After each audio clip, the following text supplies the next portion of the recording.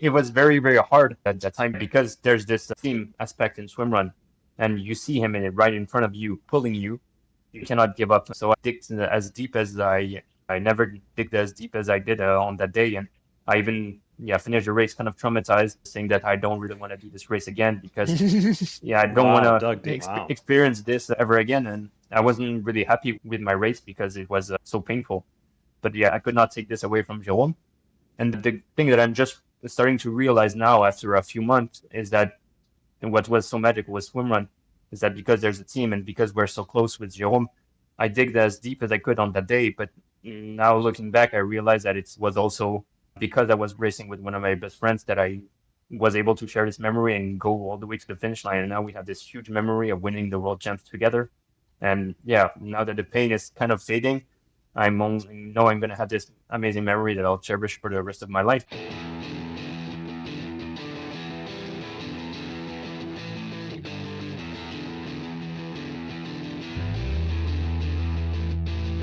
Welcome to the Low Tide Boys, a Swimrun podcast. I'm Chip. And I'm Chris, and it's episode 313 of the show.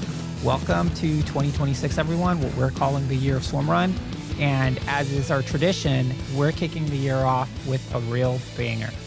Joining us to talk about their amazing 2025 campaign is team Kebab League, Arnaud Dulustrac and Jerome Gaguen, who reigning world champs now. Super cool dudes. We talk about swimrun, we talk about friendship, we talk about training, we talk about food, all sorts of Kebabs, stuff. obviously. Yeah, community. for sure. I know community came through in there as well, but also one of our longest conversations to date. So this thing was really ticking along, and I think we really hit it off with them, and we really just were having a great time in conversation, and we just kind of thought, hey, we'll just let it go, and we'll see where we mentioned it was like talking to ourselves in the mirror, except like, just subtract the athletic ability.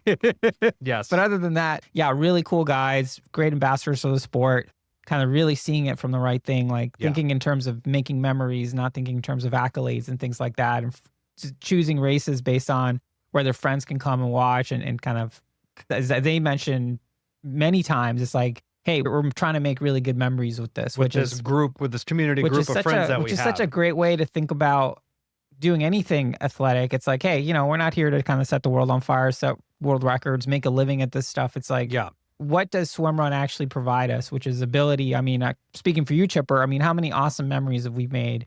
Countless. In swimrun. And I think this really why it resonated so much. This is sort of how we've always treated our endurance friendships, is like, oh, Chris, you're doing a crazy workout, training day, race, whatever. Oh, can I come along and crash with that? Sure. Or, oh, we'll get a house and we'll make it a thing and kind of have it be a big, memorable experience. And rather than, oh, I did a trail half marathon, blah, blah, blah. Oh, me and the guys got together and we all did it. And it's like becomes this whole fun thing that really, that's what we enjoy so much about sport.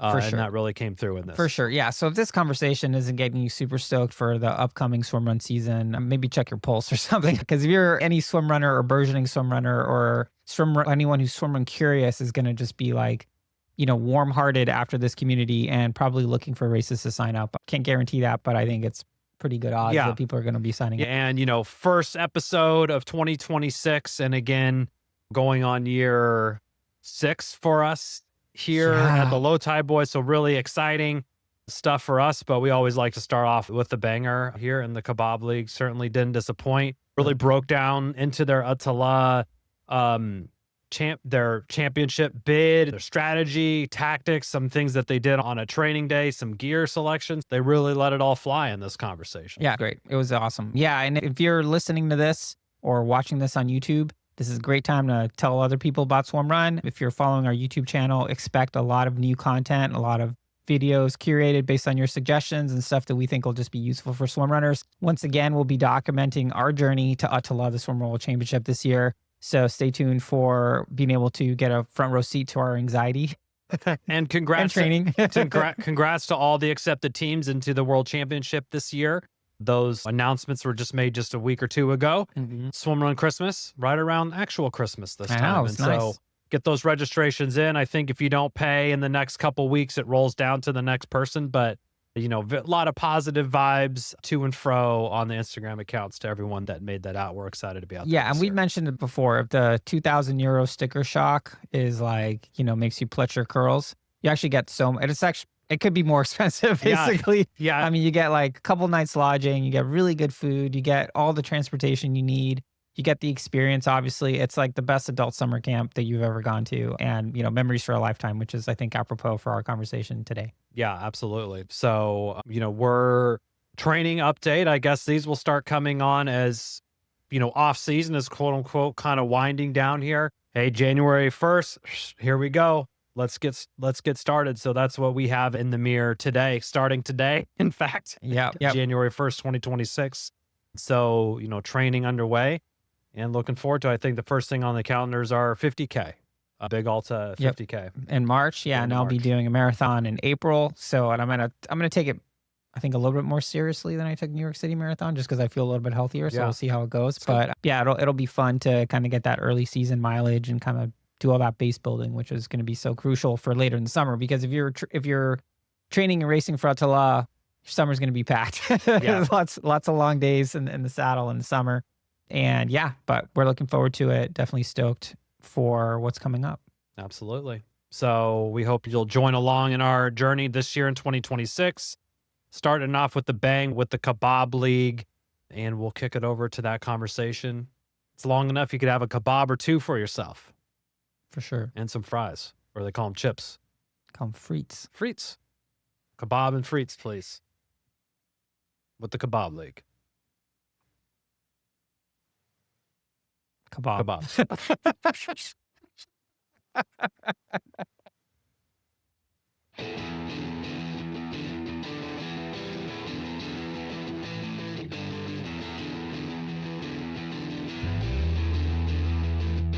All right, super excited to kick off 2026, the year of Swimrun. I know we've said this pretty much every year, but we really mean it this year. Joining us are the reigning swim world champions in the men's division, Team Kebab League, Arnaud Delustrac and Jerome Gauguin. Welcome to the show, guys. Yeah, thanks. Thank you guys for having us. We're really excited to be on the show. Personally, I listened to a lot of your episodes, so I'm really excited to finally be in one. It's a great honor. The honor's definitely ours. The honor's definitely ours. So we met, obviously, right after the World Champs. I interviewed you guys for the official Atala, and instantly watching you guys race all day from the front was really amazing. I mean, you guys were tactical, kept it in your pants, were very measured in your approach, and then once you hit Orna, you really took care of business. So it was really impressive to see just from a racecraft perspective. But that begs the question, because you haven't been doing Swimrun like that long. So why don't you take us back, tell us how you guys met, how you found Swimrun, and kind of like how you got good so fast. Arnold can start about that because he has the story really nicely. In fact, he's got it dialed. He's got it dialed in for sure.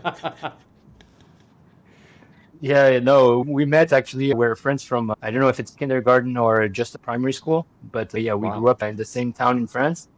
We were actually also in the same swim club when we were kids. Then we kind of got separated because I moved abroad, and then I came back to our hometown near Paris, where Jerome was still there. And that's where we started making up our group of friends. Just doing sports, I wasn't swimming anymore. Jerome was still a very competitive swimmer. And then we had like other friends who were doing other sports. And we had this fantasy league for the Tour de France. So, you pick riders, and based on their performances, you score points. And when we set up the league at first, we said that, okay, the last person will have to pay a kebab to the first person. And so we called it the Kebab League. And we had all these sporty friends from our town and our age who were in the league. And afterwards, when we finished high school, everyone kind of either moved abroad or moved on, and we kind of lost touch. But with this kind of fantasy league, which became a WhatsApp conversation or a messenger conversation, that's how we kept in touch with each other. And every time we'd come back for the holidays, we would just write a small message on the conversation saying like, oh, who wants to go for a bike ride or for a run or something like that. And then moving on, we started signing up for races. And as years passed, we got better and better because we wanted to see each other as much as possible. So we signed up to as many races as possible, and we trained as much as possible together. And now we got better and better. In this year's edition of we were able to have like 3 different teams. there. So it's a huge accomplishment for us to be able to have to go on trips with all our friends and be also quite at the top of the race because we all got into the top 15, which was incredible for us. Wow. Yeah, he missed the little part where the first time we started doing sports together was about looking good on the beach for the summer. That's how we started running and doing some dryland workouts. That's, I mean, like what, 12, 13 years ago? It all started as a joke, kind of, and now we're here, but we still try to take it the same way. And yeah, the group has been growing, and we might have been the first one to do Swimrun, but everyone, as he was saying, like now there's so many. We're already planning next season with people that are going to do their first Swimrun next season. For some others, it's going to be their second one and stuff like that. And so hopefully by like 2-3 years from now, we'll be a big group of like 20 people showing up to Worlds and having fun. Wow. I don't know what the results will be, but it's going to be fun for sure. That's impressive. Who's the dominant fantasy Tour de France winner? Is there someone that's winning out every year, or is there someone that's buying kebabs for people mostly? Well, Alno's really good with, I mean, he's a data analyst, so he's really good with numbers and analyzing stuff. So now he's got the cycling part really, really dialed in, and he's good at it, and he's great. Like, he's been winning a lot. But we also do it for triathlon now, and I think I've been winning every single year. So everyone's got we have to give kudos to, he is the one who beats us most of the time. Yeah, true. He actually won the world ranking one year for the site we were on. So yeah, he's pretty good at it. Wow. Yeah, I've been paying way more kebabs than the other way around. I love it. I love it.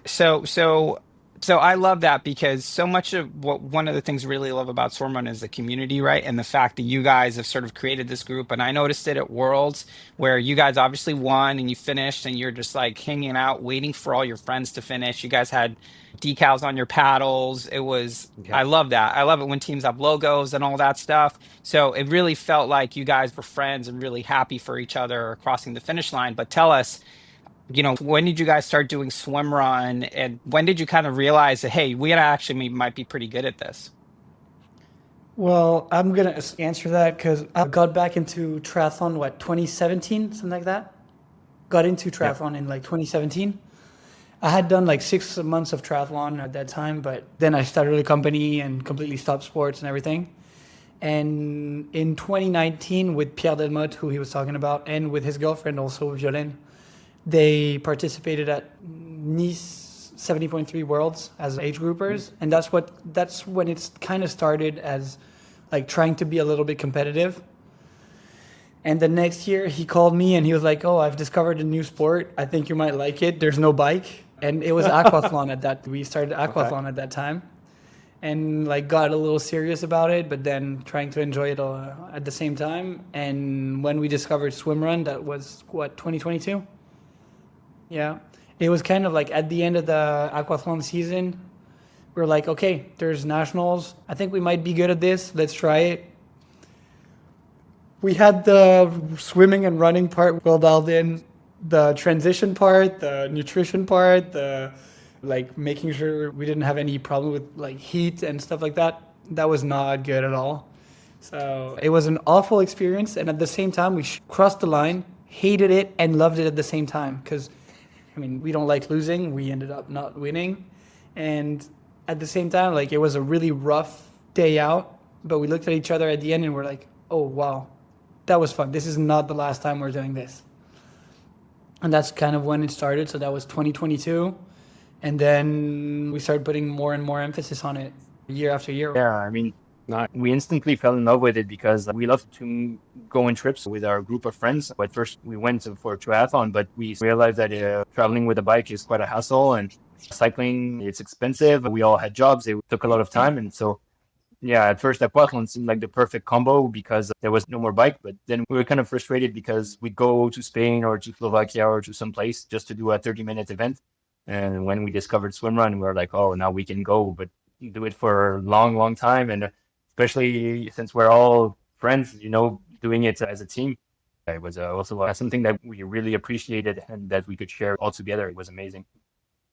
So yeah, it was really a no-brainer for us to move to Swimrun. It was the best sport we could have dreamt of. And so, yeah, once we found it, we never stopped. I think he We feel the didn't say same it way. the right way. Yeah, yeah. I think it feels the same way for most people. But he said it was the best sport we could have. I think it's just the best sport in the world. That's just you didn't pronounce it the right way, but that's what you meant, I think. Well, you're in the right So- place then if that's how you're thinking. Absolutely. So it's interesting, right? Because at the time that you guys are coming up in swimrun, like the French swimrun scene is really kind of It's taking also off. taking off. So I'm curious what it's almost like, and this is the same for us. It's like swimrun tends to be sort of independent discovery. Like people just tend to stumble upon it. Like I stumbled upon it in this book called World's Toughest Endurance Challenges and then told Chipper about it. And then we went on YouTube and did the whole thing. And people just kind of find it in different ways. But in France at that time, there was being this big surge in swim run. So when you guys found it, was it obvious to you then that there was a swim run movement happening in France, or did you guys stumble upon that as well? There's a big show in France which made swimrun very popular. There was like a TV coverage of the race in 2017, something like that, which really initiated the swimrun movement in France. Lots of people discovered swimrun that way. And so that's the first time we've heard of swimrun. We were aware of this sport because we watched the show, but we never really tried it. And it was only in 2022 that we got the opportunity to try it because we saw on the French Federation website that there were the French national championships on a date, which was really convenient for us. And so we decided to go and try it. And that's how we found it out. So I'd say it's a combination of the two things, of the show, which really launched the movement. And now the French Triathlon Federation is really investing in swimrun and helping to develop the sport. And so that's how we initially entered swimrun. Nice. Yeah, you talked about how it's kind of big in France and it's been evolving the past few years. And what's been working really well is having the community trying to develop the sport and at the same time the federation working on it. We try to work hand in hand. We have conversations about how it should evolve and stuff like that.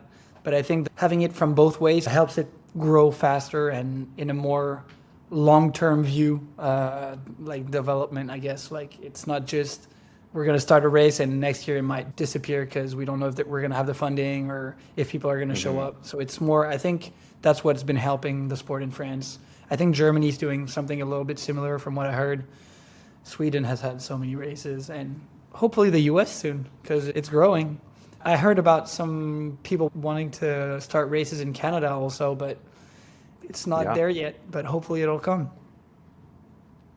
Yeah, I think it's like there's so much room for growth all over, right? So it's almost like we'll take anything, but certainly having it be coordinated in a way would be good. I think what France is doing, you see it at Worlds, right? Like every year, there's more and more French teams that have qualified, and obviously they're racing more, so that helps and all that stuff. But they're also not like coming in all in last place, right? It's like French team won, and I guess like the OGs like Hugo and Mathieu when they came in second. What year was that? 22 maybe 21, 22, something like that. Like that was obviously huge. Putting the French flag down, it's like we're here. Yeah, I mean, it's been changing quite fast, evolving quite fast. It used to be all the Swedish people because they started it. They know it better than we do. But yeah, it's been nice to see how it evolves and people are trying to, as it's evolving in different ways. There used to be only Otilo and now there's also other ways to get into swimrun, not necessarily wanting to go to Worlds. There's not only one way. There's not only 5 hour or 6 hour or 7 hour races. There's also shorter races so that people can at least try, and maybe once you try, you got to fall in love with it. So that way they can try and fall in love with it, and then maybe the next year come back for a 2 hour race, maybe the year after that for a 3 hour race. And it, like, there's so many races now in France. We were talking with the federation not that long ago, and they told us there was like over 70 or 80 races in France last year. Wow. My God. There was like almost no weekend for 5 or 6 months without a race. Wow. Which is unheard of for swimmers. It's a dream.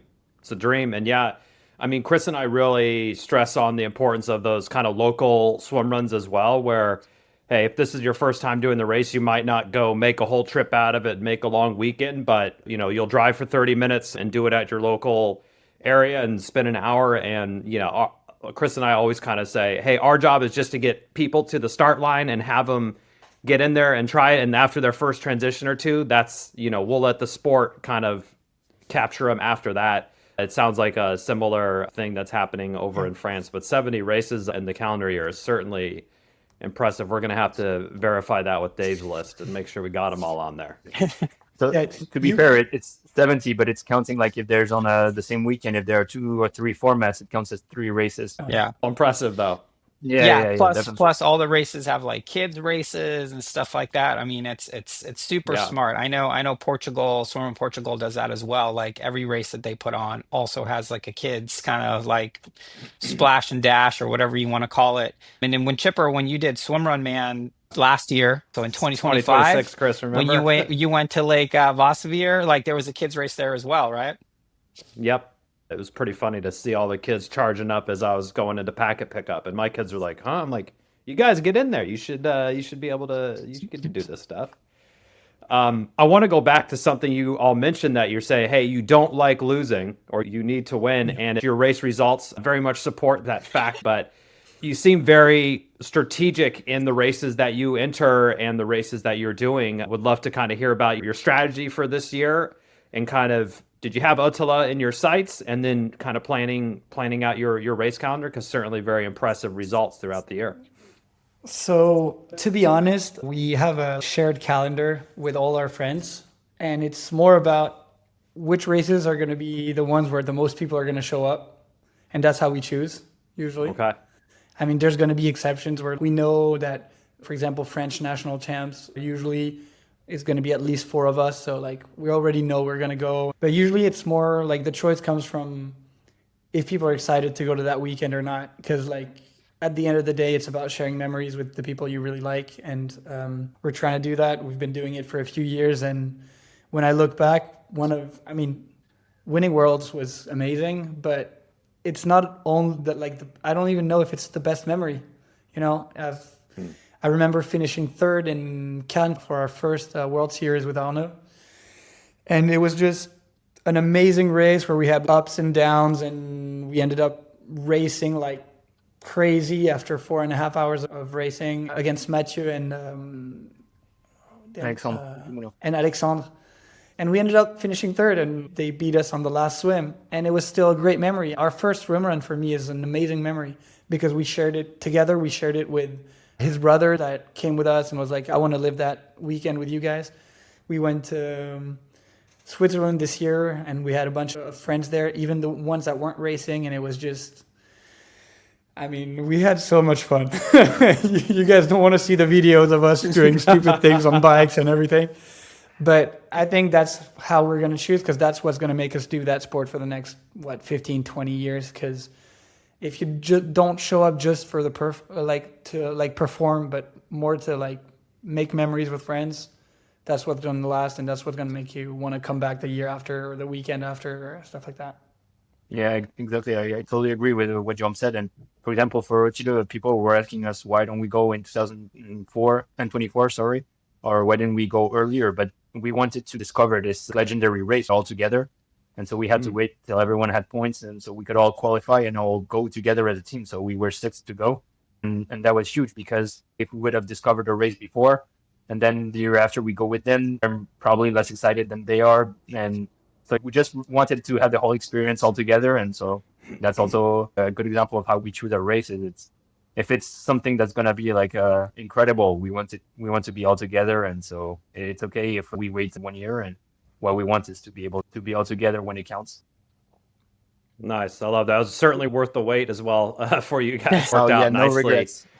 Yeah. I don't think we could put it off any longer, diving into your little mini race report or recap. But being your first year racing the world champs, it's such, Chris and I, when we did it, it was very much like, oh, we see why the Swedes do so well here. The terrain's very unique to this area.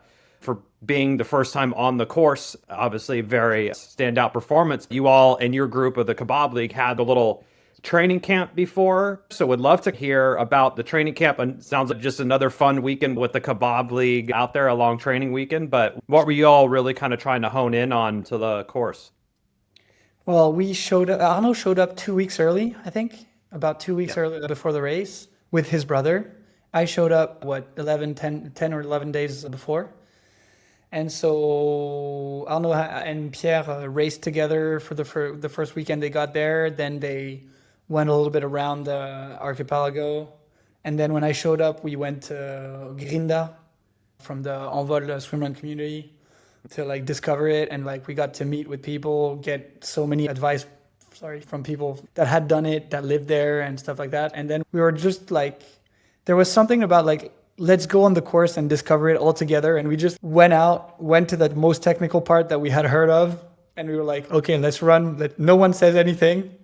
We run, we try a few times, and then we say like, what do you think? What do you think? What do you think? Which shoe? And like people would not say, people were trying different shoes and stuff like that. And we were like, not really like talking to each other. Like we were having fun. You'll try, you'll see. You got to make your own opinion. Like, it was kind of a fun way of approaching it too. It wasn't just about training there, and it was kind of like, sharing it, and it made it a little bit fun. And we got to meet on the boat. We got to meet some Australians that were like, oh yeah, we don't really know where to go. So we were like, yeah, come join us. And we ended up swim running for like 2.5 hours with them. It was amazing. And then they were like, okay, we got to go because we got to take care of our newborn child. And we were like, okay, that was a great experience. And like the perfect example of what the swimrun community is to us and what the Kebab League is to us. It was just like, let's show up there, enjoy enjoy it, have fun. We missed the boat once or twice and ended up coming back like swim running because we didn't have the boat to come home.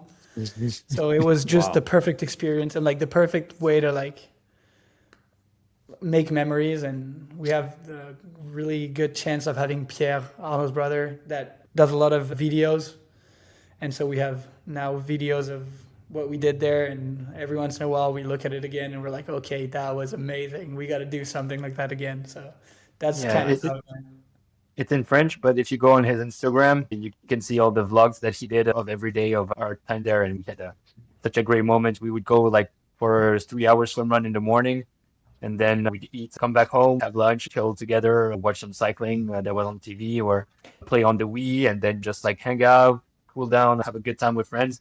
Try to go to bed early to prepare for the race. And yeah, it was just like a very chilled vibe. We were 7 living all together, and it was so cool to spend the week just training on the course and getting familiar with it, but also spending time with your friends. Time flew by so fast, and it was crazy. It felt like we were on vacation more than on a training camp, I guess. Yeah, sometimes maybe it helped with like, maybe it helped with the pressure too. You know, it was just like, we're just here to enjoy it. Like, it's our first time, we'll see, and we're just trying to get the most out of it. That's kind of what we did for 2 weeks almost now. Well, that's a good point because certainly you guys went in there. Everyone was talking about you guys. Are you going to be able to pull it off on your debut at World? So I can imagine that there must have been some pressure just because you obviously want to do a good job. It's not like you're just showing up to not do a good job.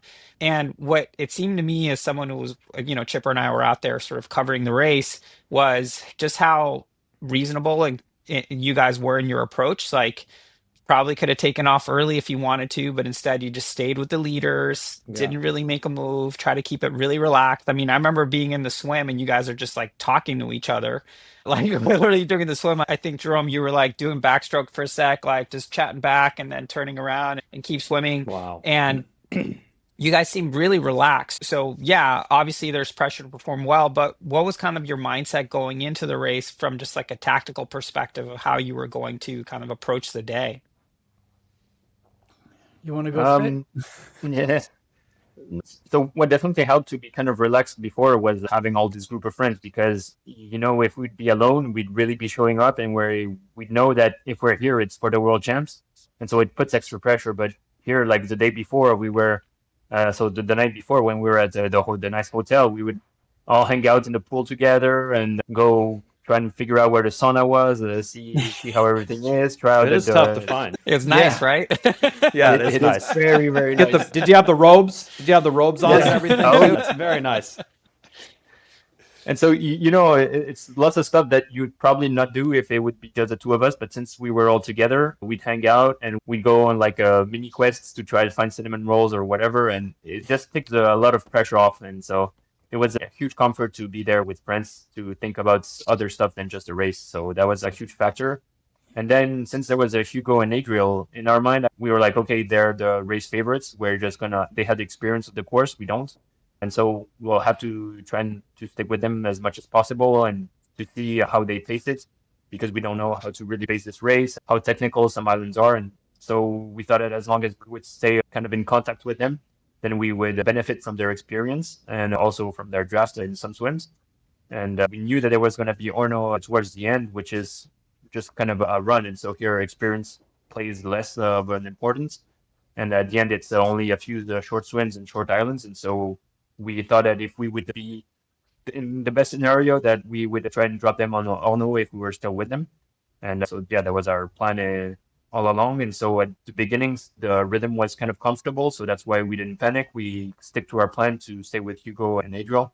The first swim, it wasn't extremely fast paced, and so we could relax because we were really comfortable in that first swim. It was nice to have some moments to relax, but then the race started picking up and they became harder and harder, and at the end we were not relaxed at all. That was kind of our plan, to try and drop them on Olmo if we could. Yeah. From my side, I'd say I was less, when they announced they were going to be at the race, Hugo and Adriel, I was less nervous about it because I was like, nothing is in our hands anymore. We just got to follow till Arnaud and then we'll see. Then it's going to be who just wants it more maybe, or who has more left in the tank. At the beginning of the race, on the first few technical islands, it was a little more stressful because that's the part where you can just fall, break something kind of stupidly. I mean, Adriel, Hugo, they're really good on technical portions. They know them by heart. So it does help probably. But then when we realized we could come back on the swims, even like I dove in with like 15 or 20 meters back and still ended up catching up. Then you start to relax. Once you see that you're coming back once, twice, 3 times, then you know it's going to be easier to just relax, do your thing, and not stress about being 15 seconds behind or 10 seconds behind on one little portion that like something fell on the ground, you got to pick it up. Something like the rope just like grabs a rock somewhere and you gotta untie it and like lose maybe 10 seconds. But at the beginning it was really stressful for the first 2 or 3 islands, and then it started being more and more comfortable. And then I'd say after 3 hours of racing, my mind was just that like my goal is to rename this island Arnaud after the race, because he's definitely an amazing runner, and I was like, oh, this is going to be for him. Well, things didn't like go exactly as planned, but in my head it was like, oh, we're going to go to the island and it's going to be renamed after him after that. And like that, you put your mind into a certain mindset where you're like, okay, it's going to happen here. This is going to be our time. Let's do it. And I think that helps a lot with stress. It's just not like responding to things that happen. It's just getting in your flow and just go. And truth is, it was easy. We had nothing to lose. Like, I mean, in our head, Arnaud looked at me and was like, I'm here to win. There's no second place. I'm here to win. So wanted to win. But at the same time, it wasn't our race to make, you know? And so it was maybe a little easier for us to just follow a bit on the technical parts, on the right pacing, and just putting it all out when we had to. And it was a good thing, because if it was if like Hugo and Adriel were not there, we would have ran a Ronmaro way, way, way too fast and probably died towards the end. So it's a good thing that we stick with them, because we could have really learned from them.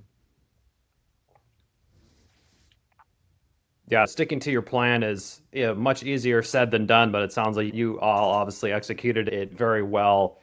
I like kind of your plan of attack, and it's like, getting in that mindset, hey, this is when we're going to make our move and make our surge and kind of lock in and get ready to suffer.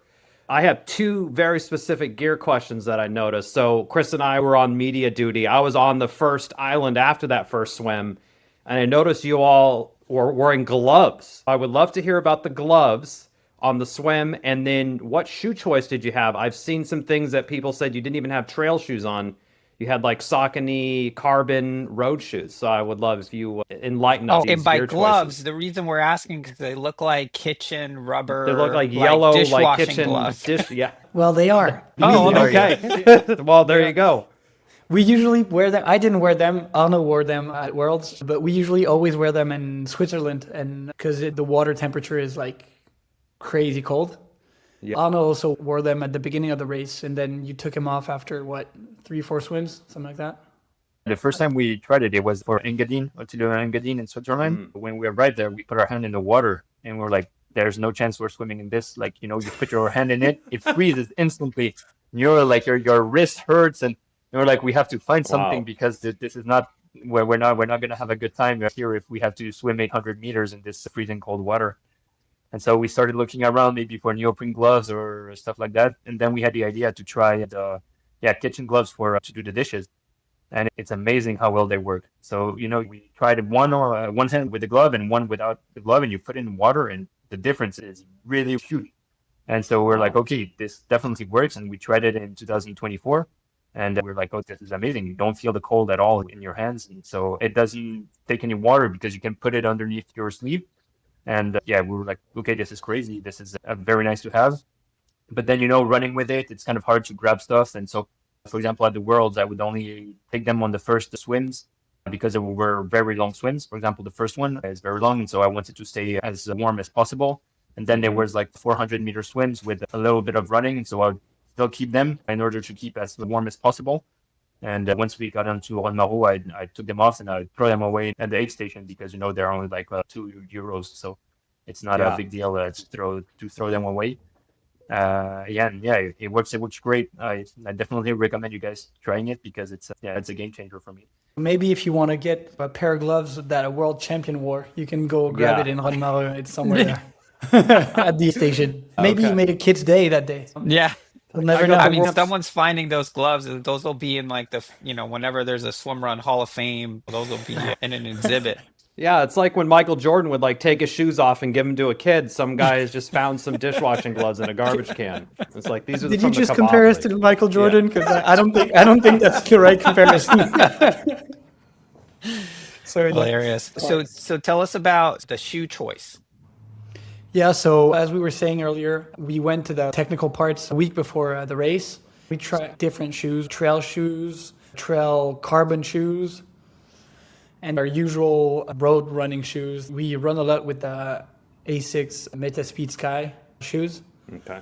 And so we tried them on, and we realized when it was dry, it really wasn't that bad. So we realized the race was probably going to play out on the long runs. And that's where it was going to help the most. And then on the technical parts, we would have a chance to not lose too much because they're never too long. So it was kind of a tactical choice too, because we realized, okay, it works. It's not that bad. This is not where the race is going to play out. But once we show up on Orneux or stuff like that, where there's a lot of road and even just like, it's not very technical, that was when it was going to matter the most. And having the shoes that give you the most after 5 hours of racing and tired muscles and everything. The most juice. I think it does make a difference compared to maybe you're going to win a few seconds with trail shoes on the beginning, but if you catch up right on the swim and you end up being like in the draft, it doesn't make that much of a difference.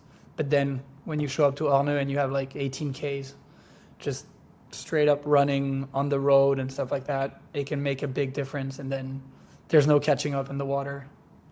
Yeah, and there's also the conditions were dry. There's no rain, and so the rocks are a lot less slippery. And we're lucky to be at the front of the race, putting water on the rocks. And so it was also part of our strategy. We wanted to go to the first island, which to me is the most technical and most dangerous one.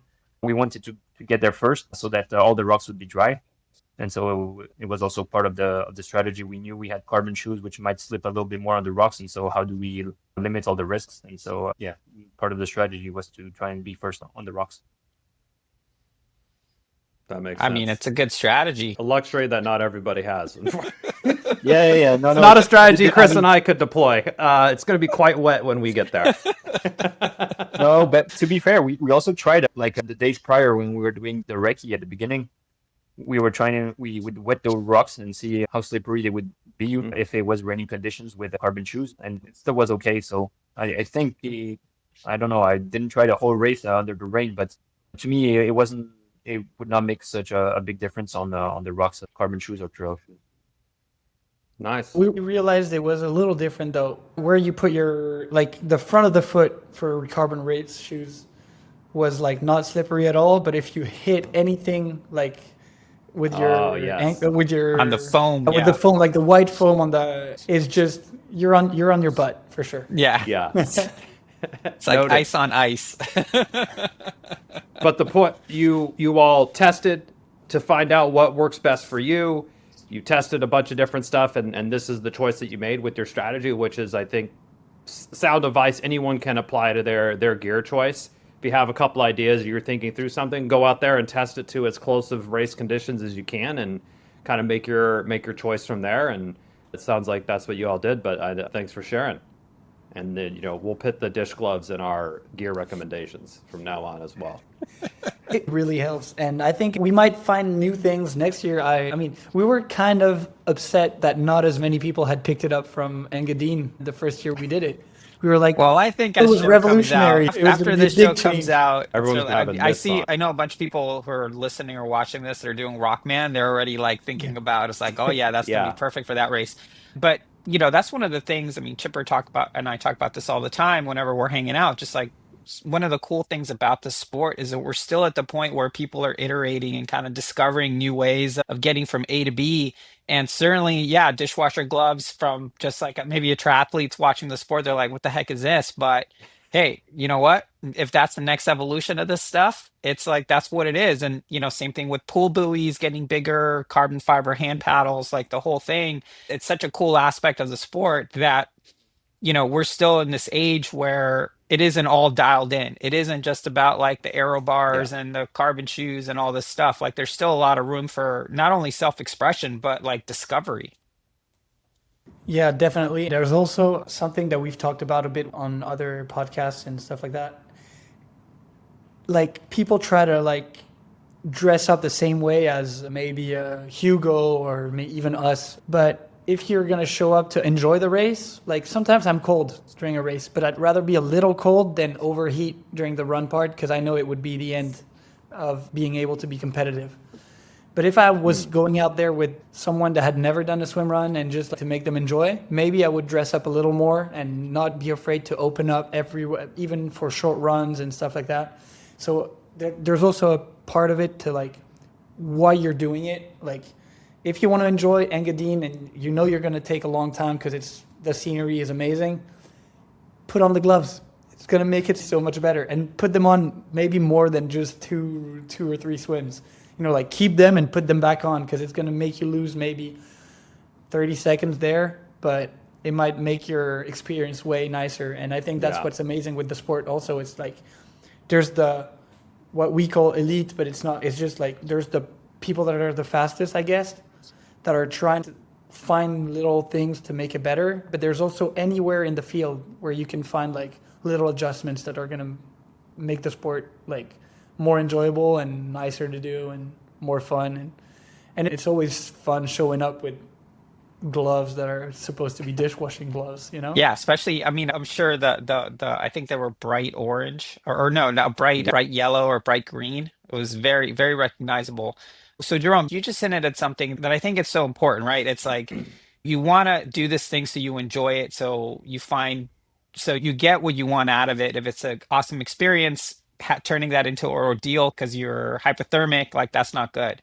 But so much of this comes down to, I think, training, right? So one of the ways that we think about the sport is like, hey, you want to have swim run be fun? You have to be a strong swimmer because nothing makes a swim run more of an ordeal than if you're struggling in the water, you're getting cold, all that stuff. So you can be a strong swimmer. That kind of solves a lot of stuff because you could always warm up on land, but if you can just get through the swims.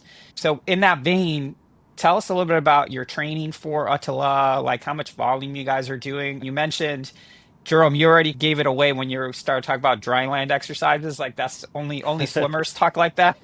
But tell us a little bit about what does your kind of training week look like, and how do you think about training for a race as big as the World Champs or even Engadin, which is super challenging? Well, I talked about dryland because I know about it from my swimming years, but I don't do much anymore.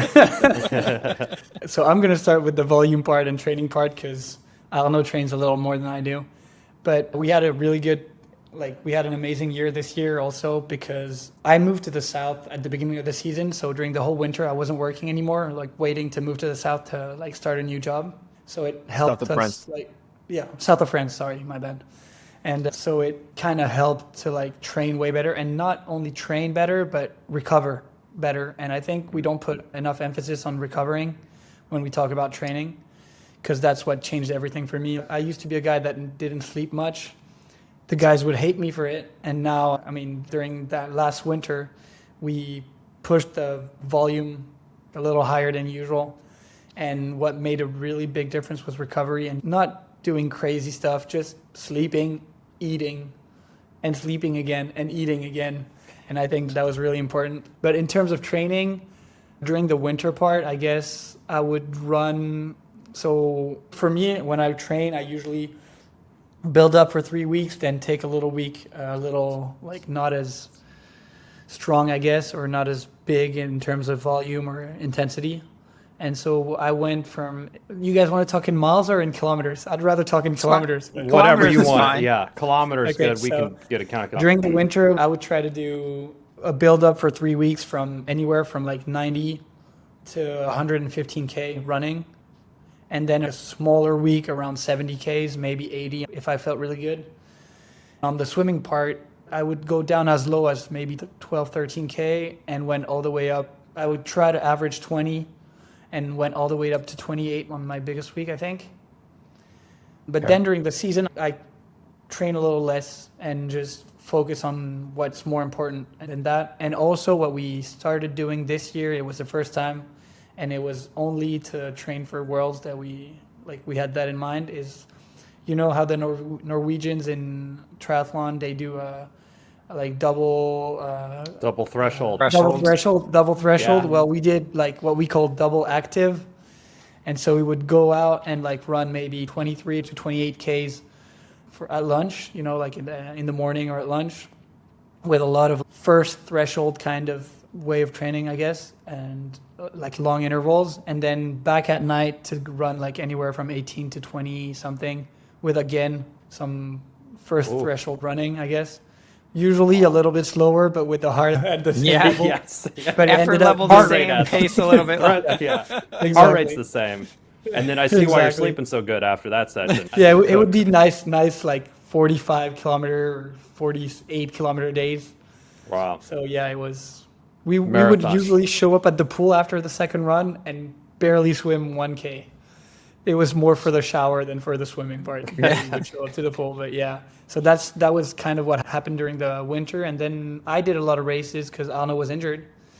And so I did a lot of races and tried to having fun in races and like building the confidence probably of just making sure I was able to not just train well, but race well too.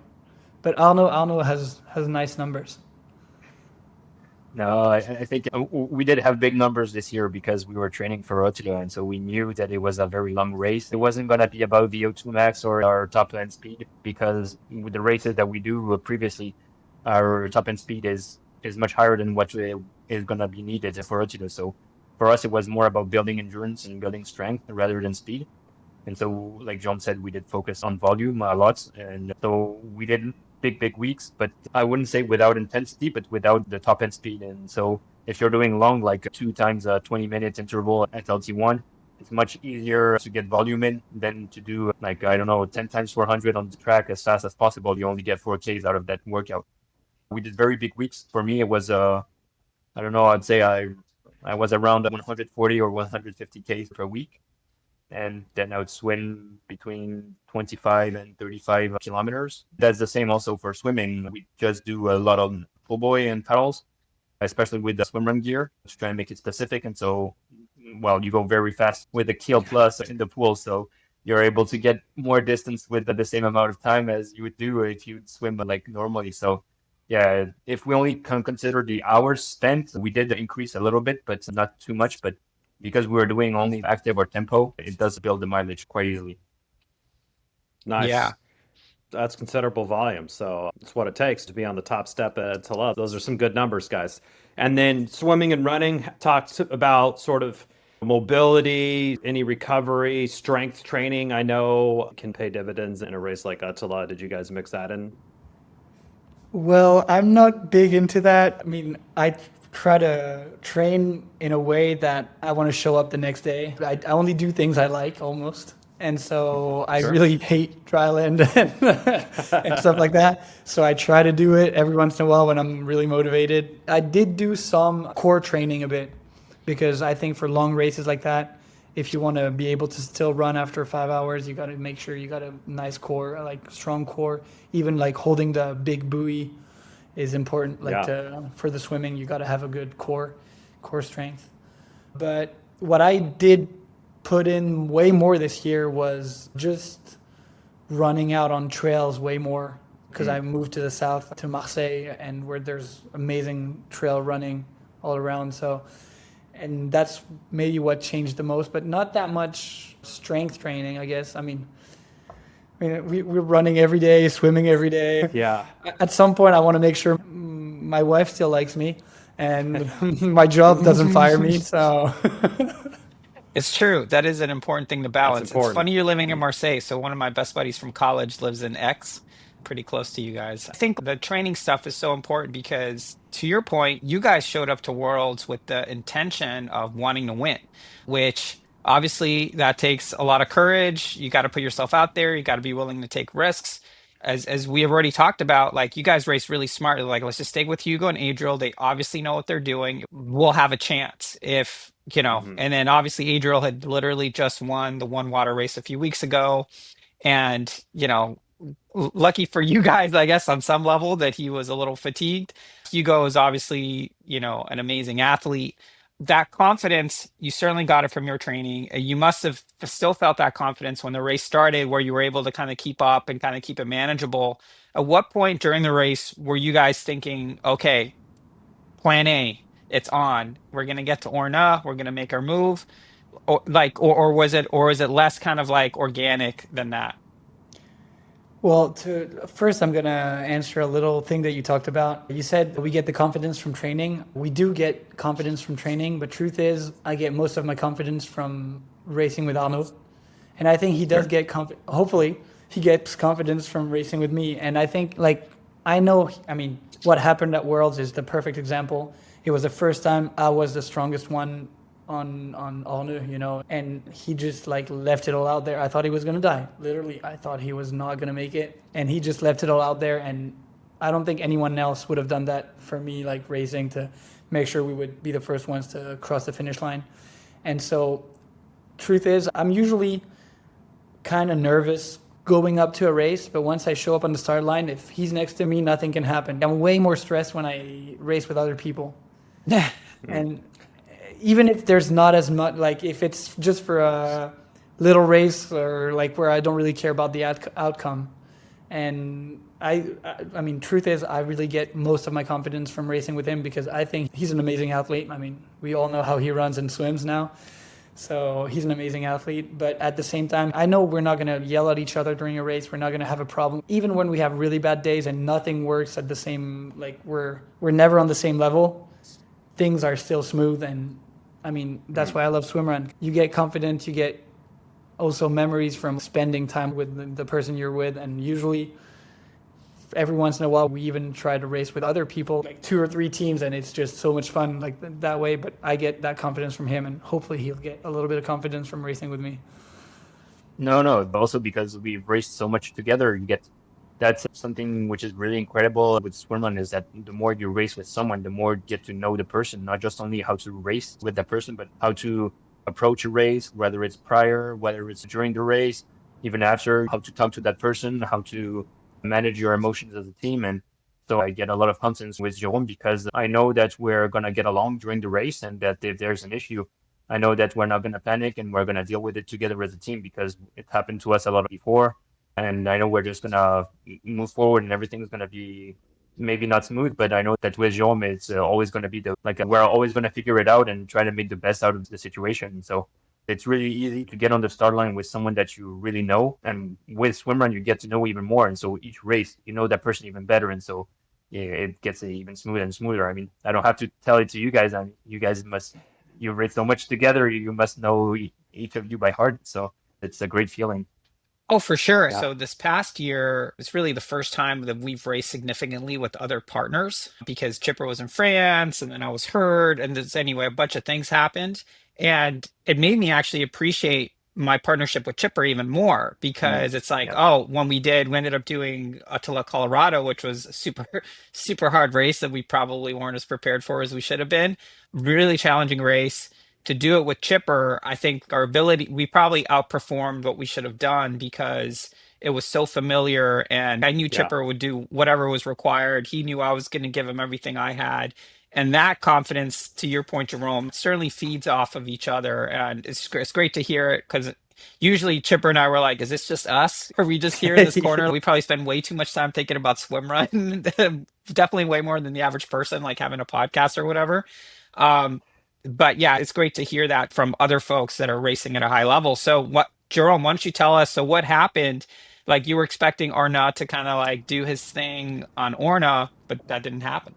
Yeah, kind of. So basically, You can be honest, Jerome. You can be honest. Get so the basically, exclusive. I'm used to having Arno being like, I mean, he helped me so much during the swims. Like, he took 80% of the swims in front of me, I guess. Even if we weren't like, we didn't have the rope for most of them, I was still in his feet. So it really helped me save energy, I guess, during the whole race. I'd say after around 3 hours, it started slowing down and everything. And I kind of realized, okay, this might be our day, but let's not get ahead of ourselves. Let's just be patient, wait. And that's kind of what I was saying earlier. Just in my mind, I just switched to Arne, just waiting for it to happen. And like, even when we had little opportunities to go like attack, maybe we're like, okay, no, just wait, be patient. Maybe 1 more hour and we'll be able to push it to the max. And so then we went into the pig swim, and coming out of it, Arnaud was just not running anymore. He was like, he had rocks, or I don't know, instead of legs. I don't know. It made no sense. My legs frozen. He went from talking to me like he felt so relaxed. Like when he was talking to me during the race before that, I was like, okay, he's on another planet today. This is going to be a good day. And then we get out and he's like, okay, wait, I can't run. But he was not saying it too loud because the other guys were here. And so I was like, oh, it's going to come back. No worries. It's going to come back. And we ended up like starting on Arne. And he actually ran pretty well for the first, 3-4 Ks, I think. And then maybe a little more, maybe 5 or 6. And then slowed down a little bit and was like, okay, this is a hard, like, it's not working well for me. Like, I can't really hold it. And that's when I was like, I felt the best. Like, it was after 5.5 hours. And I was just as if the race had just started, and I didn't even care if he was like struggling. I was like, I'll bring you home. No worries. Like, in my head. Then I put on the rope and it became a little harder. He's super light, so it's okay. I wasn't pulling too hard. It's big like a sail, yeah, though. That's the thing. Yeah. Yeah, that's true. There was not too much headwind. And we ended up just like racing kind of hard. Congrats to them. I thought Hugo and Adriel were going to give up earlier because we put 1 minute on them kind of fast. And then they stayed a minute back for a whole hour, probably at least 10K. On the long straights, I would look back and be like, okay, they're still here. So it's not over yet. When we dropped them and started running and felt really good, I almost had the chills like, okay, this is our day. We might make it first to the finish line. And then you realize it's a little harder and you're like, oh, I definitely got ahead of myself there. And it wasn't like, you need to push those, you need to not think about that too early in the race. You need to stay focused. And then, it just ended up being kind of more of a human management thing, trying to motivate Arno without frustrating him. And that's where the fact that we've known each other for decades now probably helped a lot, because it was about, just making sure he was still motivated and not thinking that he was making us lose, because he was definitely not doing that. He actually ran really fast, but I know him, he's really hard on himself. So it was just about finding the right, where to put the motivation, the not saying anything, the helping him, but letting him he really wanted to get back in front for the next swim to make sure okay, he was you helped me for an hour, this is my turn. And it was just kind of okay, we're in this together and we're going to make it together. And that's kind of where it happened. And on the second to last island, we looked back, no one was there. And we're like, okay, I was like, I'll bring you home. Even if you got to walk, I'll bring you home. No worries. We're good. And we got this. And that's where it started feeling really good. But I don't know, maybe you felt it a little different. Yeah, Different story from completely your angle. different. Yeah, for me, it was kind of frustrating because I'd say the whole first part of the race was kind of easy, or I was feeling really good. I was not feeling fatigued until the pick swim. And then in the pick swim, there was no waves and the conditions were very good, but the water was too cold for me, I'll say. And I really froze in the water. I spent the 20 minutes that we swam in it. I was shivering all the time. And so I came out of it, you have to kind of go straight up a rock. And I was like, oh, this is so hard, and my legs don't work anymore. I could barely bend the knees, and my quads were dead. And so I was like, oh, this is the first time of the race. I'm kind of like feeling some uncertainties because my legs aren't working correctly anymore. And so it kind of was okay for the first few islands, but then when we came to Arno, also I realized that the cold made it hard for me to digest the gels or the nutrition I was taking in. And so I was kind of not vomiting, but I had some burps Pukey. coming out. Yeah. Yeah. And I was like, oh, okay, this means that my nutrition that I'm taking in is probably not getting digested. So I'm also not having enough energy. And so there was kind of a combination of not enough energy, and also my legs were completely dead from the cold. So yeah, for me, Arno quickly became very, very hard. And also it made it more difficult because we were in the lead of the world champs with 1 minute ahead of the second. And if it would be only if I would be racing by myself, I would have just started walking and I would be fine with second or third place or even fifth. It's my first time in the world champs. I would be happy with whatever, just finishing would be amazing. But I have my friend, one of my best friends, just right in front of me and pulling me along. And so I know I cannot take this away from him and tell him, okay, I just want to walk, just leave me on the side and finish your race. I don't know. I have to fight for him. And it was very, very hard at that time because there's this team aspect in swimrun, and you see him in it right in front of you, pulling you. You cannot give up. So I digged as deep as I never digged as deep as I did on that day. And I even finished the race kind of traumatized, saying that I don't really want to do this race again because I don't want to experience this ever again. And I wasn't really happy with my race because it was so painful. But I could not take this away from Jerome. And the thing that I'm just starting to realize now after a few months is that what was so magical with Swimrun is that because there's a team and because we're so close with Jerome, I digged as deep as I could on that day. But now looking back, I realized that it was also because I was racing with one of my best friends that I was able to share this memory and go all the way to the finish line. And now we have this huge memory of winning the world champs together. And now that the pain is kind of fading, I know I'm going to have this amazing memory that I'll cherish for the rest of my life. But it's still, I'm still a bit traumatized of that moment. And it really takes some time for you to appreciate what you've done, because every time I think back on the race, knowing that we've run the world champs, I also remember how hard it was. And so, it was hard. I was a bit scared of doing swim runs again afterwards, but it's getting better now. It seemed like you bounced back for Khan, no problem. So I think that you're good. It's funny that you articulate it that way because I mean that's certainly something that Chipper and I have felt since the beginning, where the team really makes you more than the sum of your parts. Like you're able to do more because you don't want to let your teammate down, and your teammate doesn't want to let you down. To your point, if you're racing by yourself, you're like, I'm just going to DNF or whatever, but you don't want to do that to your partner. Your partner doesn't want to do that to you. So you're able to kind of tap into this thing. I mean, certainly when we did our last worlds and I got impaled by a stick on some early island, I 100. I mean, obviously we weren't trying to win or anything. 100% would have DNF'd. There was at one point where I was hallucinating and I had to ask on Orna. I asked Trippers like, "Hey, is there like a table and chair just randomly on the side of this trail? Because I really want to sit in it, but I just don't even know if it's actually there." And it's that type of thing where it's again, I was crying, I was slightly traumatized, I think, from that race, but I persevered because I didn't want to let Chipper down. I think Chipper, he was like, what can I do to help Chris kind of get past this so we can get to the finish and kind of finish this thing off? I mean, at that point, we're 9 hours into the race. We only had a few hours left to go. Anything seemed possible, but towards the end, it became a real ordeal to get through those last few islands for me.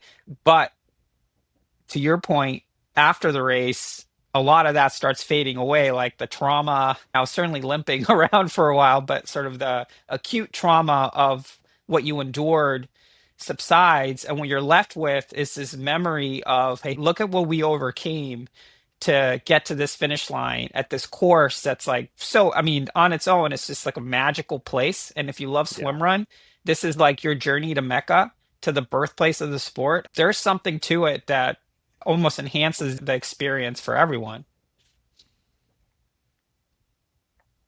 Yeah, no, definitely, I do relate. The suffering did take the magic away at first because I didn't want to go back to Wichita. I was like, I'm never doing this race again. But like you said, the pain kind of fades and you get the memory. And now I'm like, okay, maybe I want to go back, and I probably want to go back now because I also know how the rest of the race went, and it was really amazing to experience that. And yeah, it was just a hard moment now, and now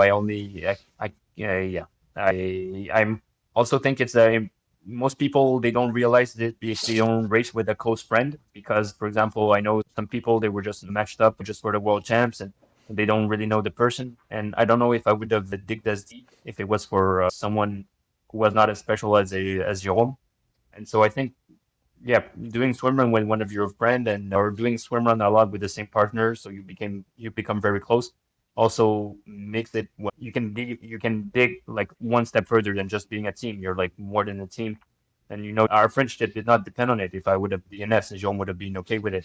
But I know that Yeah. if I push through, I know that we can have this amazing memory that we'll talk about it for the rest of our lives. And so you dig a bit deeper when it's one of your close friends. So yeah, you're able to go very, very far in the pain and swimrun, and it can be dangerous.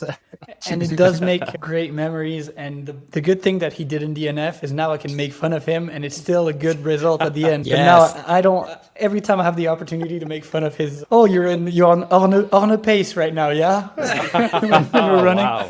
Nice. yeah, that's who we are. I mean, in Cannes, Arnaud raced with his brother Pierre, and I raced in the mixed category with a friend who does triathlon, and they won, and I got second. And so that night he looked at me. I was saying something, and he was like, so Pierre looked at me and was like, I'm sorry, I'm not going to take advice from someone that got second.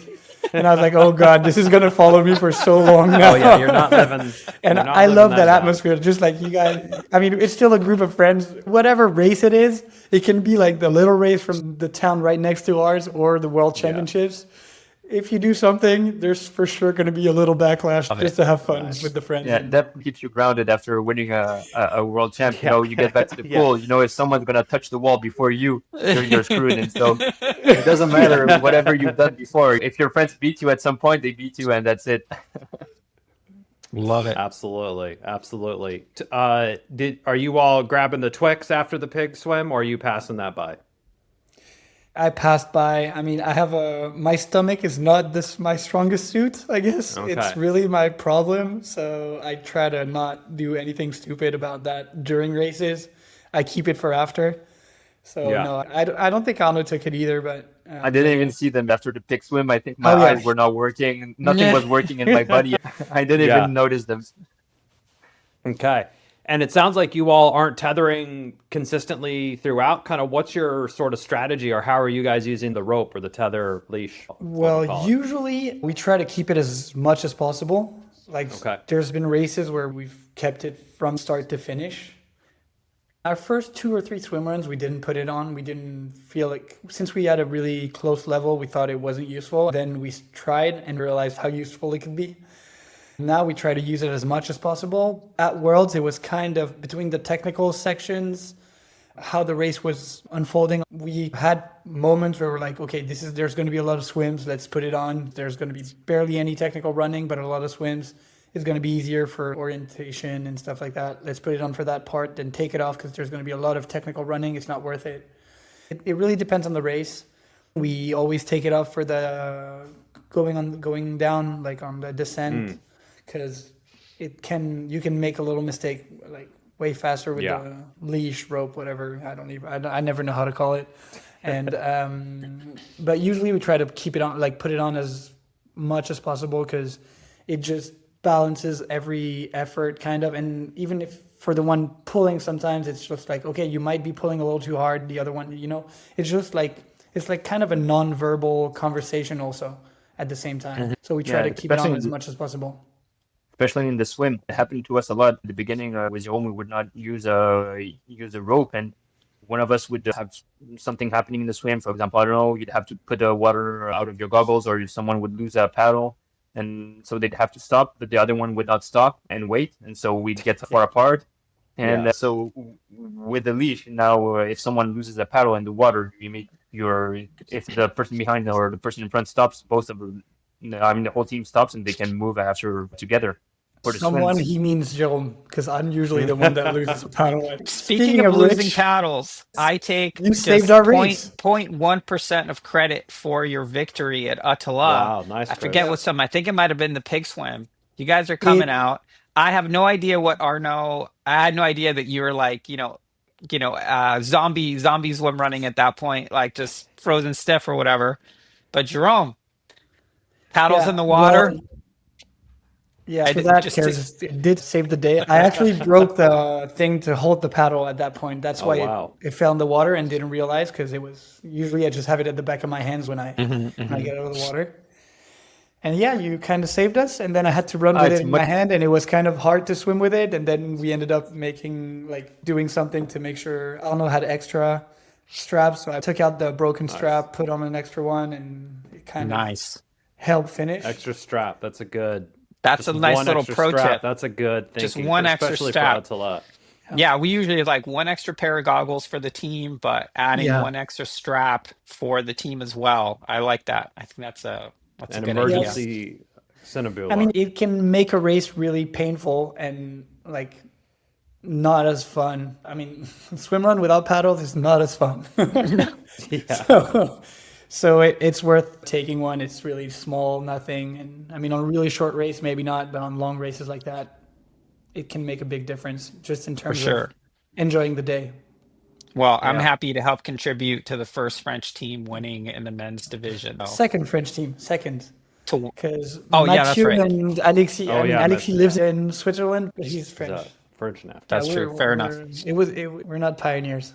Yeah. And you contributed more than 0.01%. Good call. Yeah, 5% at least. So you guys finished the race. You made awesome memories. You came to do the job.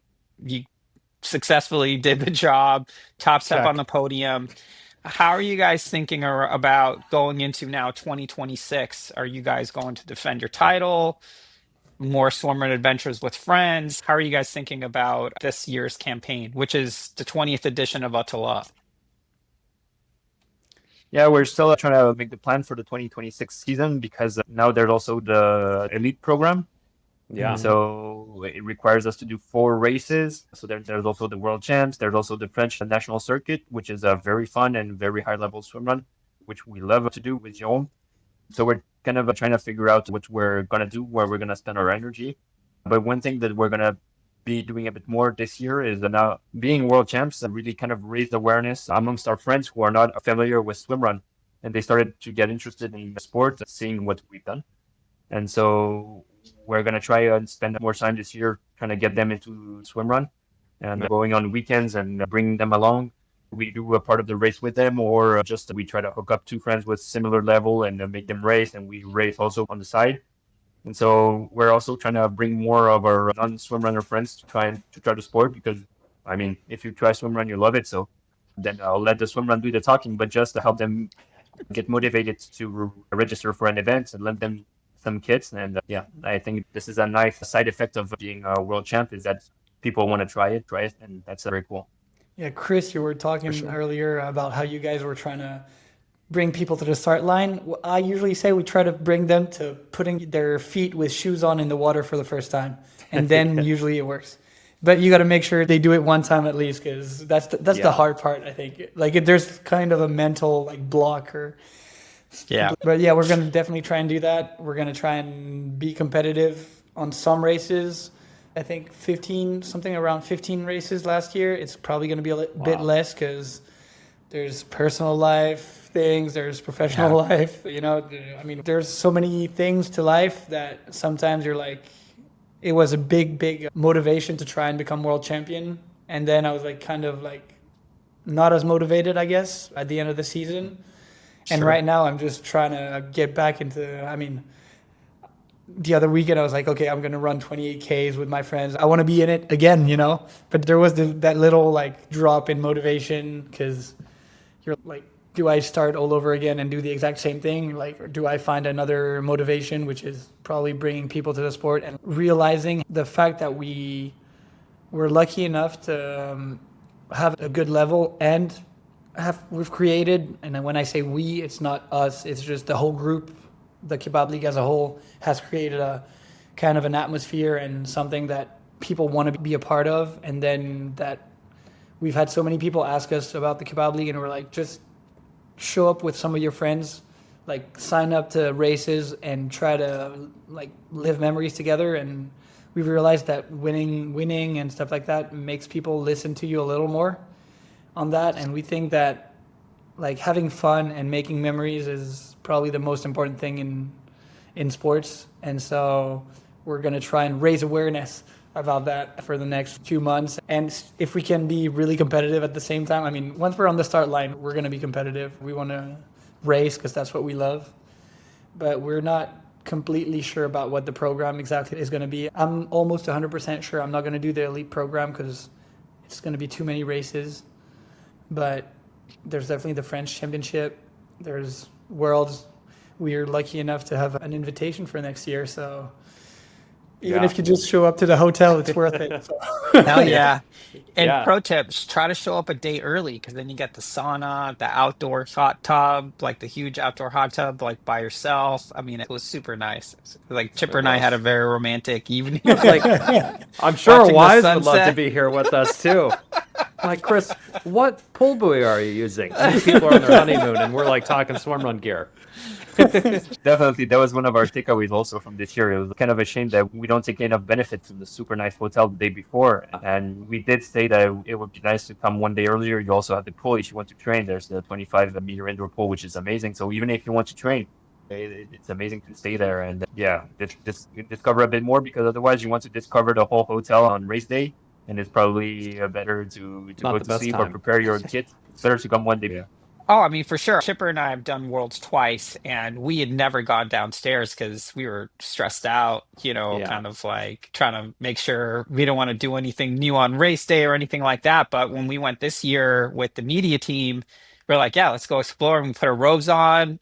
That pool, It's for great. folks who don't know, like Juranosset is just like this epic place where like there's a bar at the end of the pool. There's a fireplace right next to the pool. I mean, it's just this incredible, incredible location. And certainly I wish that it probably would have put you in a better headspace to do the race anyway, like enjoying the amenities more rather than just being stressed out in your super tiny room with your teammate, just kind of thinking about the day or whatever. One thing that you guys mentioned, which I just love it, and certainly, in our way, Chipper and I, we've been trying to do this since the start of the show. It's like, bringing your friends along. Like, one of the things I love is everyone in your group, they all race as the Kebab League, right? At Worlds, Yeah. it was like Kebab League 1. I think you guys were at Kebab League 5. And I just love, like, it's almost like you've created your own club within sort of the French Federation and the whole thing. It's almost like people probably want to be associated with the Kebab League now, not because of the high racing, but because of the community that you guys have built. Is that something you're finding? At first, it was more for training and for performance. People were asking us, "Okay, how do I join the Kebab League?" And for us, it was kind of weird, like we don't know you. You want to join our group, friend, but we're just people hanging out together, eating pizzas on a Saturday night. So the best tip that we could give them is like, man, if you want to join the Kebab League, just like call 3, 4 friends, sign up for a race, and then set up a WhatsApp conversation and just have fun, guys. And that's the best way. Start training together. You'll see training and racing will bring you to amazing places, and you'll have in a few years you'll have your own kebab league. If there's a message that we could get across, it would be this. It would be that people shouldn't want to join the kebab league, but they should want to create their own kebab league for themselves. And it's actually much easier than it seems. It's just that for us, we've been doing it for 10 years, and so now it's pretty big. We have cool kit because each year we try to make socks or a hat or a shirt, but Yeah. just go step by step and set up a WhatsApp conversation with friends, sign up for a race that looks challenging, and you'll see that in a few years you'll have the same thing that we have, and you'll be able to go to events with nice kit, hang out with friends, and yeah, you'll see it's a crazy experience. So the first thing is really setting up a conversation and signing up for a challenging race with friends. I think you'll see it. Then everything goes smoothly from there. Yeah, Love it. it's so important. We've put ourselves through so many different and crazy challenges. It was like, for them, it started as trying to. I mean, for at the beginning, it started as like we wanted to look good on the beach, but that's really far back. Then they trained for the 70.3 Worlds.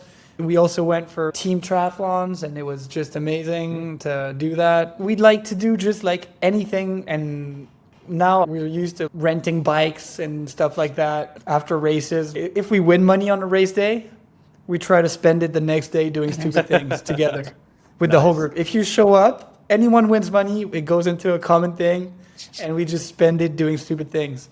Or And buy making kits, memories. buy Kebab kits. Right, or buy Yeah. Kebab kids. That's why Guilty. we, We're yeah, also we, guilty of that.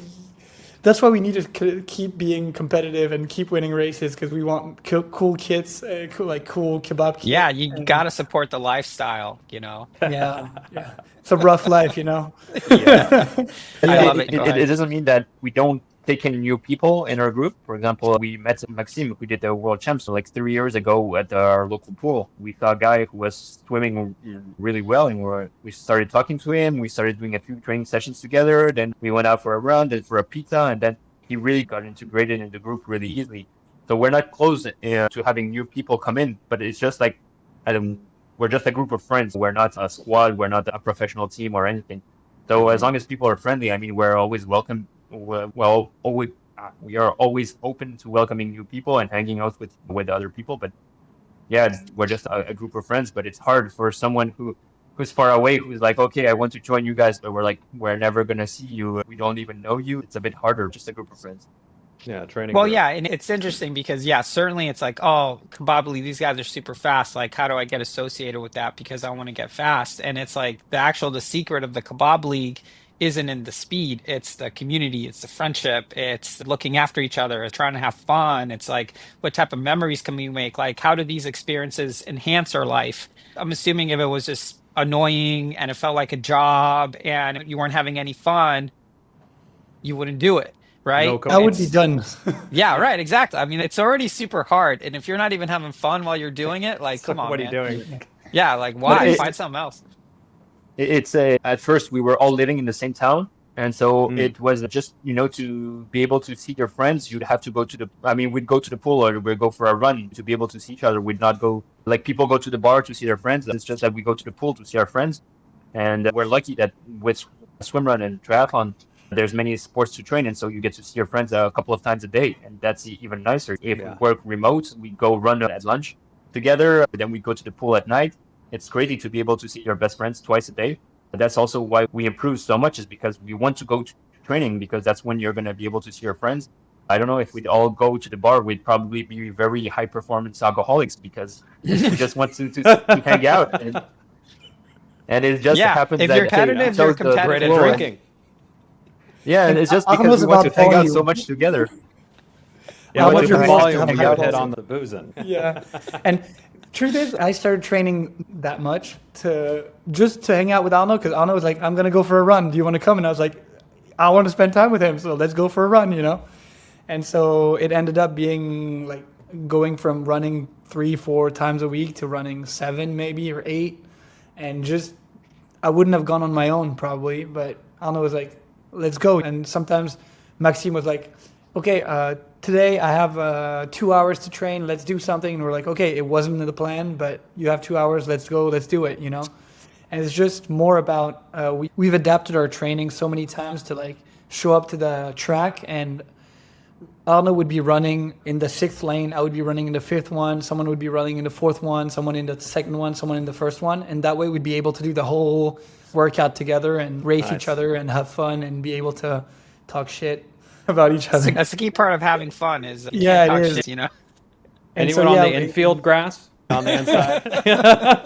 Well, I that's don't know where once we he would starts be. crying. No, I'm kidding. It's too Well, funny. yeah, sometimes we even like show up to the pool and we start speaking and we have an interesting conversation on the side of the pool, and then time flies and we're like, okay, maybe we should just head back to the showers because we're not going to have time to train.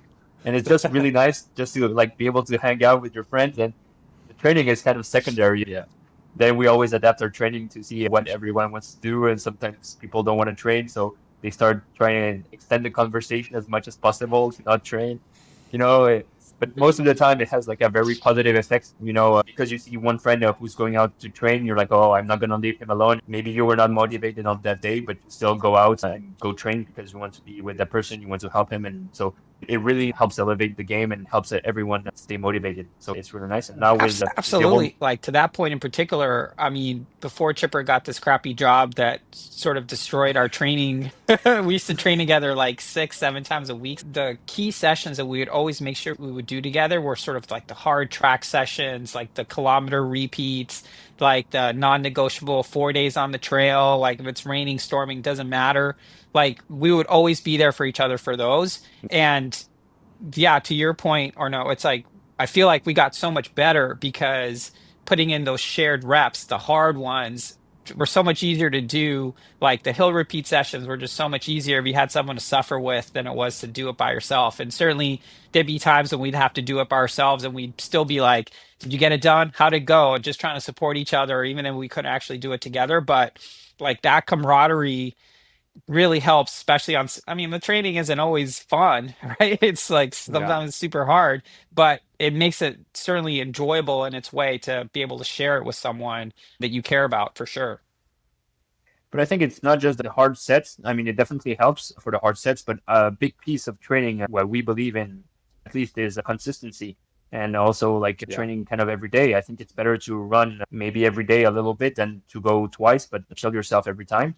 And so it really helps that you have always friends available to train with. It helps with consistency, and so that's also a big part. You get to train all year long, and year on year you keep training because you keep seeing your friends. So I think it's a big part of it. There's also the hard sessions, but I think it's really underrated. The consistency that your friends bring when you get to train with them.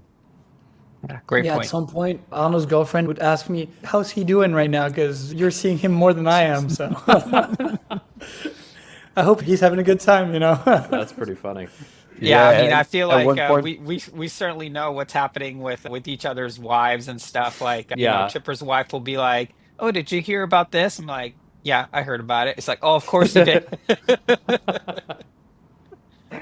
I mean, you guys, with endurance sports, you have lots of miles to fill in with discussions. Yes. Oh yeah, I Yeah, mean, we would do races where I'd save stories about like, "Oh, Chipper, I have a story to tell you, but I'm going to save it for the 50K we're doing on Saturday to burn some miles so or whatever."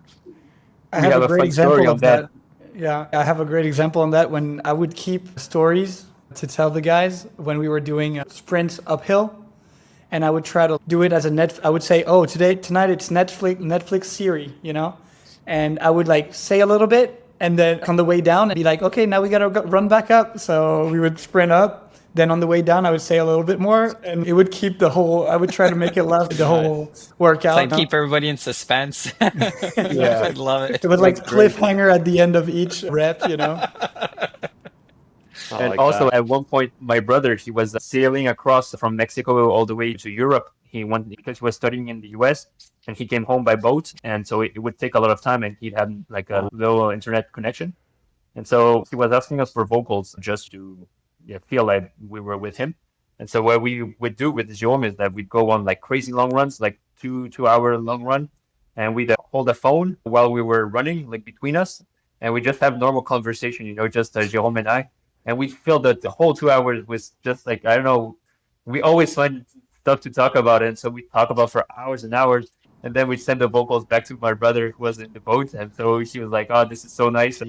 When it's my time, my shift at night, I just like listen to the vocals and it's amazing. I feel like I'm running with you guys." And so, yeah, we can talk for hours.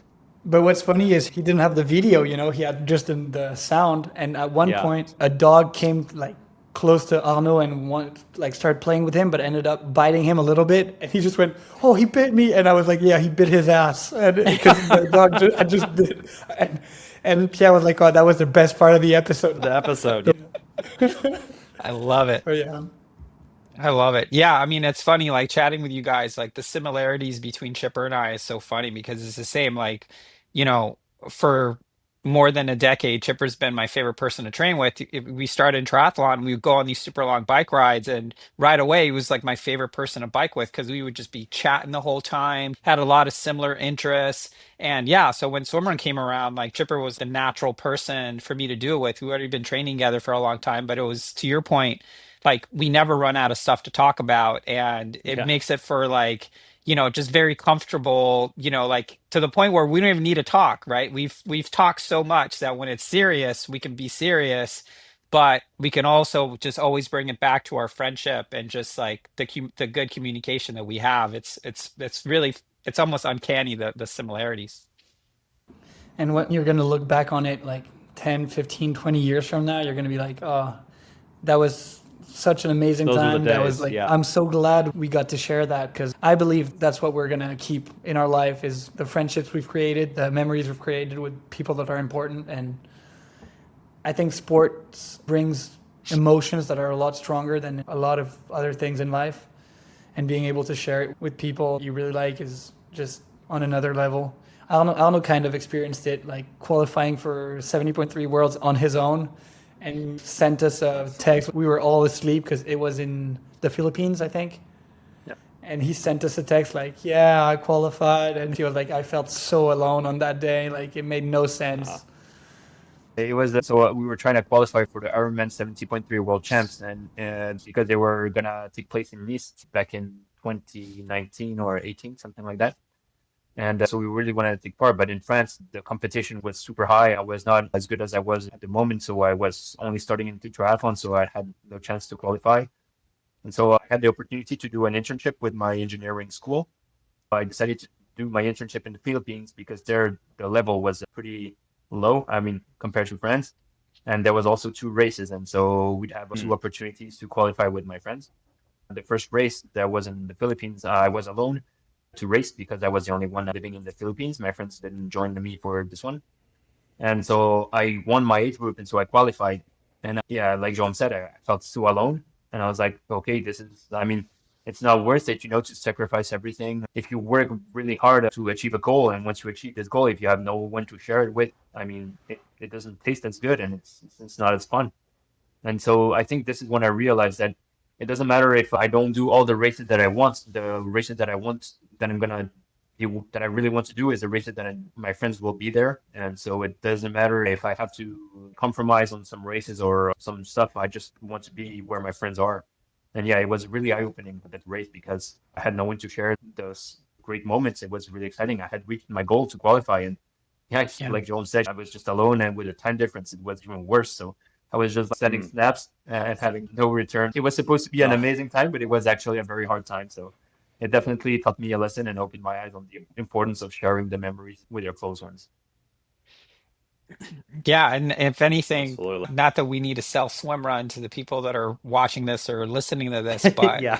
if you needed yet another reason why the team aspect of Swimrun is the coolest thing about the sport, there it is. It's one thing to race solo, and obviously solo categories are a thing, but the memories you make by sharing the experience with someone are the ones that are really special. And again, this year I've raced with different partners and those memories are super special. Right. But it also Yeah. makes me really appreciate all of the memories I've like Chipper and I have done. And, as you guys are talking, I was thinking about what have been some of my favorite memories. And it's the ones when we did Orcas Island a bunch of years ago. And our good buddy, like John and Addison, came up and it was their first or second swim run. And our buddy Tommy, who lives in Seattle, came up to spend the weekend with us and drove us. And or when we went to Whistler and our families came along, like anytime there's been more of a community, those are the races that are more memorable to me. Yeah. And yeah, so it just that's anyway, that's kind of what I was thinking as you're saying that. It's like so much of this is like thinking about Swimrun as like a vehicle for making great memories. That only happens when you do it with friends or you do it with people that you care about or you can share it with someone else. Yeah. And also having a kind of like wild environment or in nature, there's a lot of chance that some stuff don't go as planned. Rather, Yeah. as if you're doing Yeah. road racing, you have like there's like some stuff on the side, so the race is going to be straight. There's going to be no interference. And here, the fact that nature is able to throw away stuff at you that you had unplanned makes it even more exciting because you're going to have to react to whatever's happening with your friend. And so it puts you in a situation where you're much more likely to create good memories. Yeah, absolutely. It throws you way back. You're just on an adventure with your. That's kind of like, you'll be at work, so I'm like, oh, what do you do? I'm like, I just go out and I have a fun adventure with my buddy for like 5 hours. And we're just out, running and swimming through wherever we are for that time. Yeah. And like, it's just a blast. Well, Yeah, when Arno is a little cold, sometimes it's a little more than 5 hours, but it's okay. Oh, damn. The healthy trash talk is always good. Well, I have until the next think time he's he's the holding one pulling back. me, so I got to make the most out of it. No, but Jerome does know that this is the more that he talks about it, the more it fuels me to go train. And yeah, I was like, okay, I'm okay to do what to do again, but I'm gonna train to not have this happen again. And I bought some extra gear to resist a bit more the cold, so I bought like a whole hat and stuff like that to be more prepared next time. Yeah, And you, that you way I probably don't have you've to got a trim much. value pack of the dishwasher gloves, Yeah, the 5-pack, five-pack. yeah. Dishwasher. Yeah, I love it. Well, guys, it's been so awesome to have you on the it show. really has, yeah. We're obviously rooting for you in 2026. We'll see you hopefully at Attila. Maybe we can do like a gear swap. We'll get some Kebab League swag and we'll give you some Low Tide Boys kits. It'd be super fun to share that moment with you guys. But happy training, stay healthy, and we wish you guys have an awesome 2026 campaign. Well, thanks a lot, and also thank you for. I mean, you guys have been doing so much for Swimrun for so long. I was talking to one of my friends that I run with and swim with here, Nicola. I think you guys know him. He was like, "Oh yeah, these guys are so nice." When I was in the U.S., I got to eat with one of them. They were so nice. They're just so friendly. It's just like the perfect community like thing. That's why I love Swimrun, and I think Nice. you guys impersonate that like perfectly. And that's why I was kind of not upset, but I was like, someday they're gonna call us to to do a podcast, hopefully, because I really like them. Like we've been listening to you guys for a while, and so it's an honor, and it's really really nice to see you guys are. I mean, we got to meet you guys in Sweden, but you Yeah. guys are even like nicer in person than in the podcast. I feel like it's just you guys have it Wow. perfectly, and so thank you for everything you're doing for the sport. Thanks. Thanks for all Yeah, I that. couldn't agree more with what John said. Thanks a lot for all the positive energy you guys bring, not only on the podcast, but to the events. It was a bit of a shame that this year it was our first time also at Achida, so we couldn't go to your presentation that you did in the hotel. But yeah, we were pretty bummed not to go because we just knew that it would be a fun moment. You guys always bring positive vibes, and we know that it will be able to help us chill just to see you guys. But yeah, we had to prepare a kit, but it's worries. really amazing what you guys do. So yeah, thanks a lot. And I listen to you guys in so many runs or bike sessions. I download the podcasts, then I just listen to them. So also thank you for all those free training hours. It's always nice. No problem. We get that a lot. We're happy to fuel the world champs training sessions. Are you guys going to be racing next year, or is it going to be media Yeah, team? they are.